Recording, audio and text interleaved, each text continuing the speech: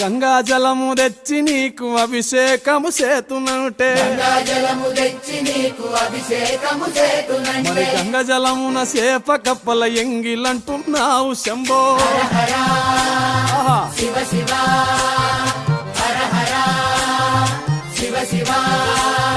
సాంబ శివ నీదు మహిమ ఎన్నటికీ తెలియదాయే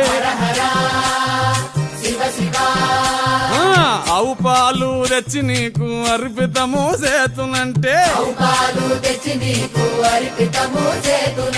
ఆవు పాలన లేక దూడల ఎంగిలంటున్నావు శంభో గట్టిగా అదే సాంబ శివ నీదు మహిమ ఎన్నటికీ తెలియదాయే